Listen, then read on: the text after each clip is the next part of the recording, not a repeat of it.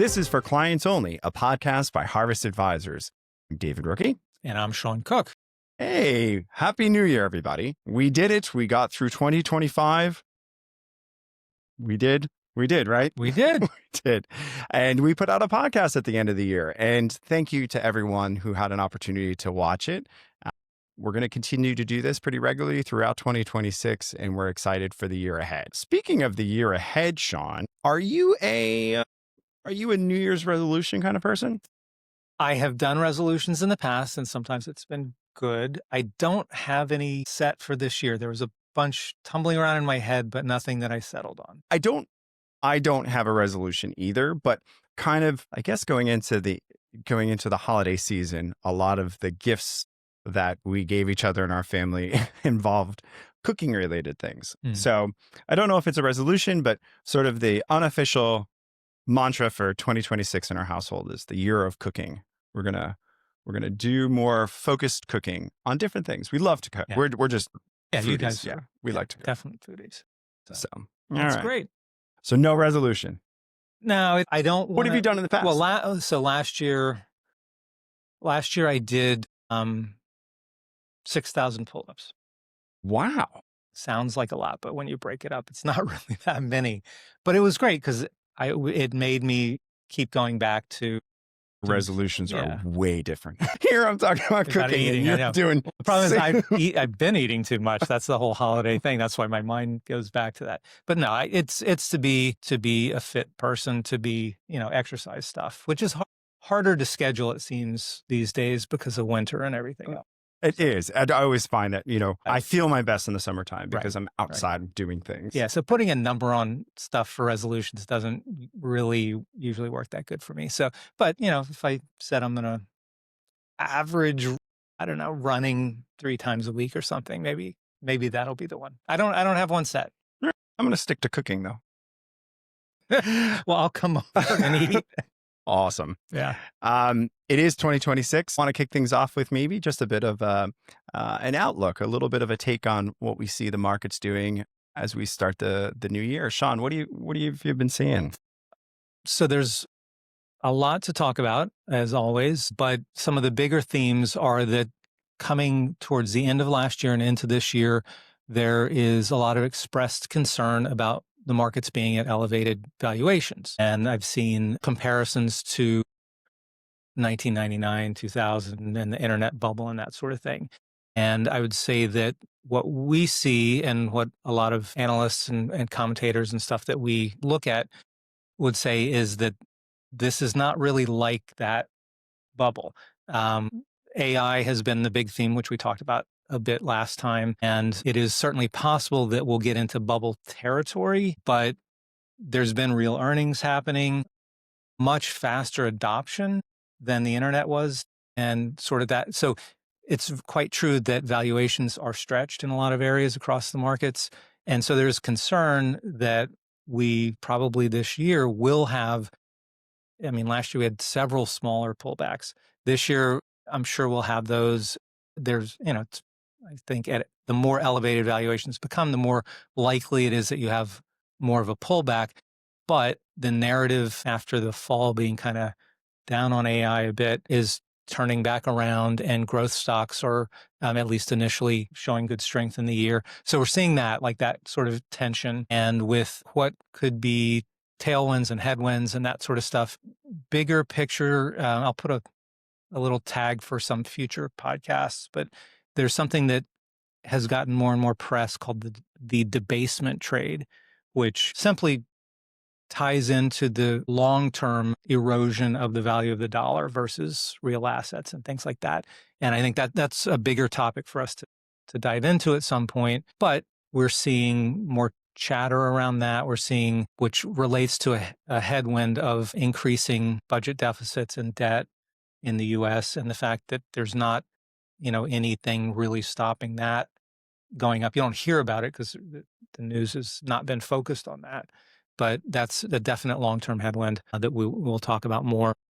The possibility or likelihood of geopolitical and political events really derailing things or something like that, and we'll talk about that in a second. Yeah. Obviously, just, we have Venezuela and some Right, other exactly. topics, and I'll talk about that in a Yeah. minute. You know, just this week that we're going to hear about is more political pressure on the Fed. Yeah.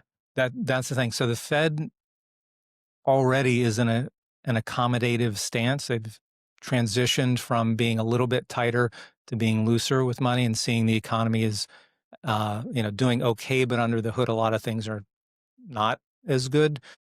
Job creation is way, way down. Unemployment is not up a ton, but people are holding on to jobs and reluctant to move jobs because the economy is slowing down in some areas. And the big concern, yeah, politically has been that quite clearly, and just over this last week and weekend, there's pressure to move back to where the Fed was under the thumb of presidents and politics. And historically, that's not a good thing, but we're clearly in the middle of that fight right now. So that's, one political item that's on the agenda right now or in the news. Venezuela is another. And I know, we've looked at that and you know, I think talk about that. the questions we get a lot from clients is asking about how different geopolitical events impact the markets. We had an opportunity to look at this and see that the news cycle was that entering into Venezuela, capturing the president was for regime change. The end result here is now it's looking like it's an oil play to a degree. Venezuela has the most crude reserves, 300 billion barrels. They are currently producing just about 1% of the global output. That's about 1 million barrels a day. At its height, it was 2.5 to 3.5 million barrels a day. So there's a lot of oil there, but is it really good quality oil? Right. And so there is the conversation recently this week that oil companies, US oil companies, could go back in, which they were back in 2007 under a nationalization under Hugo Chavez. The country of Venezuela took over many of the American companies' assets and infrastructure for the refinement of oil. So there is this dialogue that, Venezuela stole oil. It's not entirely or technically true. What had happened, though, is those assets for those US companies, yes, that became Venezuelan property. Right. So you alluded to it, but the oil that Venezuela has is actually what's called a pretty sour crude mix. It's very heavy crude.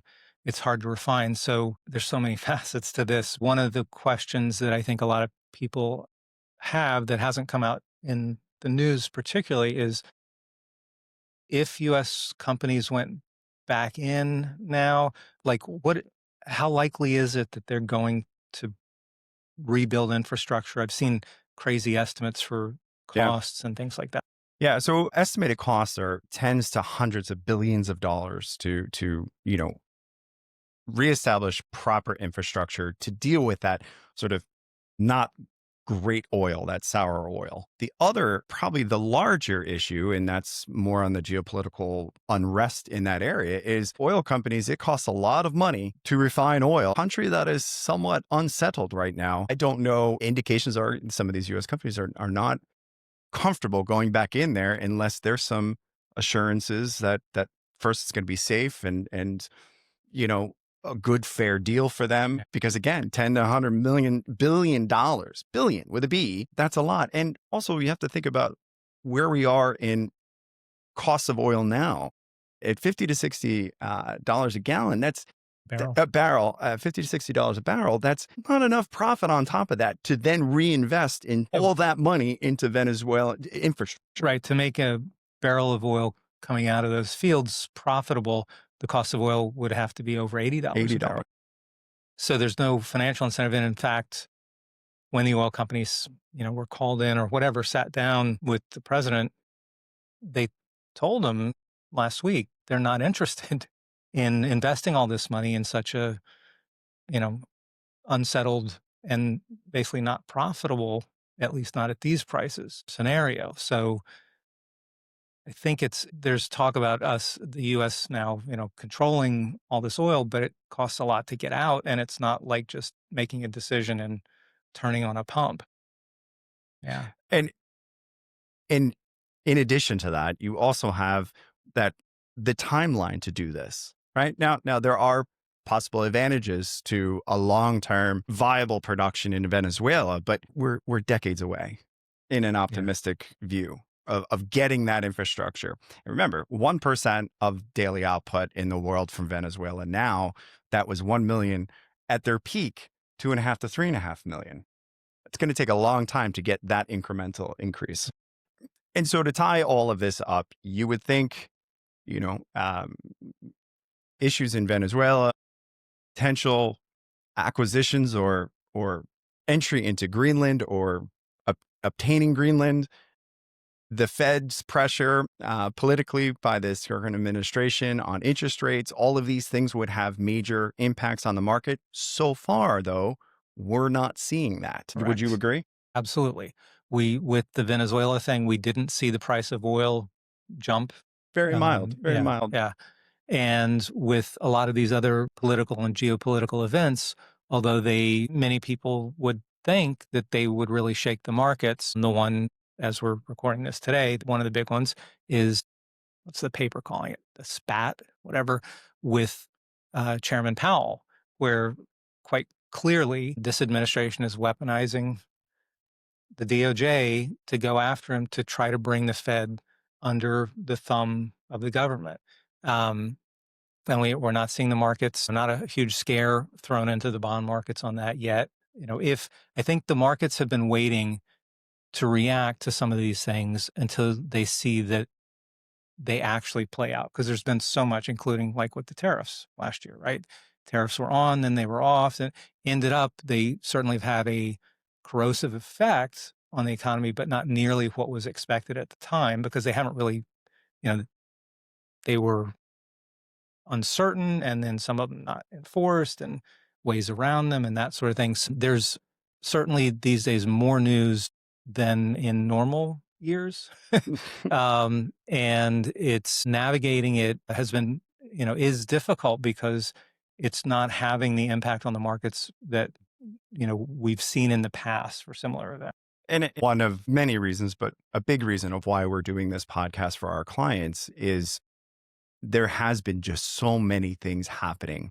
2025, I would maybe argue chaotic pace of things happening. And many often ask, well, what does that do for the market? Or what is that doing to the market or to the economy, et cetera?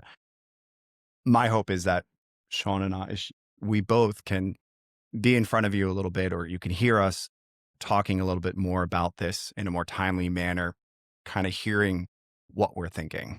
Right. Do you know, Sean, do you know what CES is? It's a big trade show at the start of every year. Yeah, I think it stands for Consumer Electronics Show. Show. Yeah. Consumer Electronics Show. I thought a real great way to end today's podcast would be to talk a little bit about something we talked at length about last time, which was AI. And also something that I know piques your interest, which is robotics. So there is a company at CES this year called Switchbot that came out with a AI robot. Now, there's some of these things already, and you have your robot vacuums, et cetera. Switchbot came out with something called One Row H1, and it is a robotic AI-powered robot that does all the mundane things that we don't want to do. So think doing the dishes, emptying the dishwasher, doing laundry. Get excited, Sean. Get excited. But here's a fun fact. Yeah. Ready? It doesn't bend.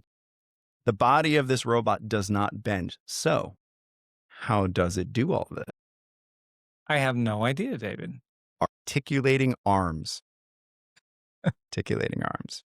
So I just thought it was a fun thing to, if you're listening, check it out. It's kind of neat to watch the videos on it. But the price tag, take a guess at the price tag.